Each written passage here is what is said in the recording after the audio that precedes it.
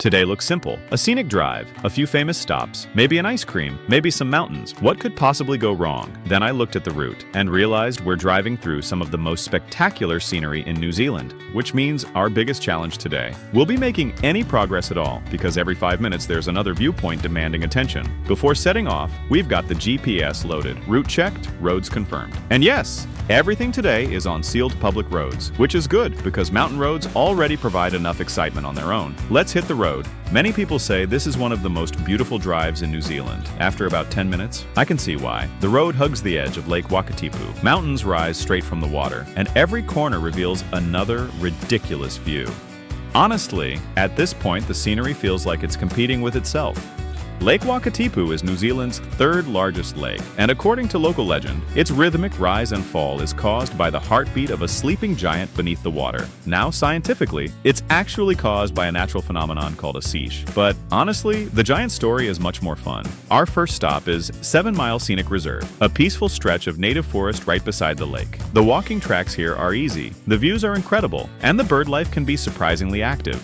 Listen carefully, and you might hear tui, or bellbirds, singing in the trees. New Zealand birds don't just make sounds. Some of them sound like they're trying to start their own music careers. Honestly, a few of these birds could probably release an album, and I'd buy it. Alright, standing here at Athelian Camp is jaw-dropping. I know this is going to sound strange, but I have a feeling we're being followed. Every time we stop, something moves in the trees. Every time we start walking, I hear leaves crunching behind us. Now, this could either be the beginning of a wildlife documentary, or I've officially watched too many adventure movies. So we quietly waited, turned around, and there it was, a young red deer, standing completely still, looking at us like we were the unusual ones. So all this time, you thought you were tracking wildlife. Turns out the wildlife was tracking you. And judging by that look, I think it was deciding whether we were worth following. Thankfully, we passed the inspection, although I still think it wanted my lunch. Red deer aren't native to New Zealand. They were introduced from Scotland and England during the 1800s for hunting. Today, they're found throughout much of the South Island, especially in mountain forests like these. During the colder winter months, they'll often move down from higher elevations, looking for easier feeding, which means, if you're lucky, you might just have an unexpected audience while you're out walking. Eventually, we arrive in Glenorchy. Population, around a few hundred people. Views, several $1 million worth. This tiny village sits at the northern end of Lake Wakatipu, surrounded by mountains on nearly every side, and somehow feels both remote and welcoming at the same time. The historic red shed on the waterfront has become one of the most photographed buildings in New Zealand, which must be quite a confidence boost for a shed. Standing here at the wharf, you begin to understand why people keep coming back. The water reflects the mountains like a mirror. The air feels impossibly fresh, and the scenery stretches in every direction. This is one of those rare places where you stop filming for a moment just to enjoy being there, and honestly, that's usually the sign of somewhere special. As we head back toward Queenstown, the scenery somehow refuses to calm down. Little Stony Creek delivers another spectacular mountain backdrop. Very well-known movies were filmed around the Deer Park Heights area overlooking Queenstown, which means we've officially spent a large part of today driving through Middle-earth. And honestly, I'm completely okay with that. Next stop, Lake Hayes, often called one of the most photographed lakes in New Zealand. And after one look, the reason becomes obvious. The walking trail circles the shoreline, offering beautiful reflections of the surrounding mountains. And on calm days, the water becomes almost perfectly still. It looks less like a lake, and more like somebody accidentally placed a giant mirror in the landscape. This is the first lake I've seen that seems to have mastered photography. Absolutely. It knows its angles. Now we arrive in one of New Zealand's most charming towns, Arrowtown, a place that feels like stepping back into the 19th century. The town grew rapidly during the Otago gold rush of the 1860s. Thousands of miners arrived, hoping to strike it rich. Some succeeded, many didn't, but the history remains everywhere you look. The old wooden buildings, historic shopfronts, and beautifully preserved streets. A short walk brings us to the historic Chinese settlement, built by Chinese miners who came here during the gold rush. The restored cottages provide a fascinating glimpse into an important chapter of New Zealand's history. Exploring history works up an appetite, which brings us to Patagonia Chocolates, and more importantly, ice cream.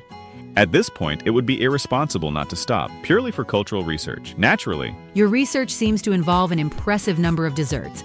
game committed to accuracy. The viewers deserve thorough investigations. Now for one of New Zealand's most famous mountain roads, the Crown Range Road, the highest main-sealed road in the country, reaching over 1,000 meters above sea level. As we climb higher, the views become bigger, the valleys deeper, and the mountains more dramatic.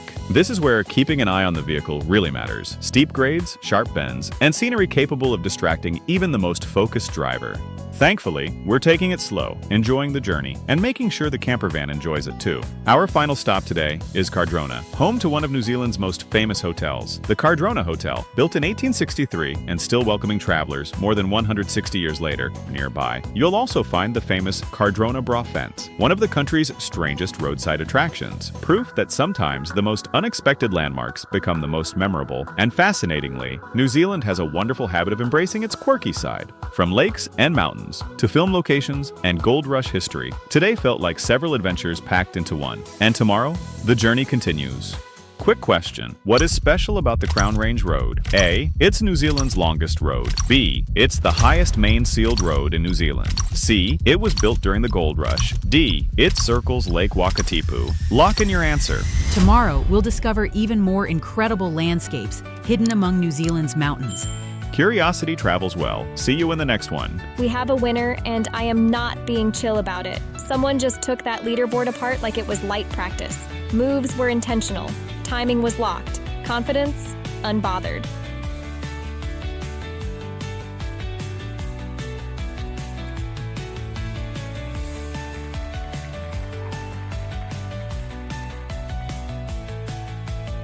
Big congrats to our champion. You absolutely showed out.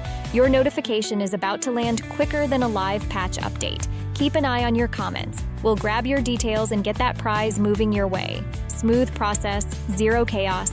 Didn't see your name this round? Don't switch tabs on us. This isn't a one-off highlight. It's an ongoing storyline, and the next chapter is about to drop.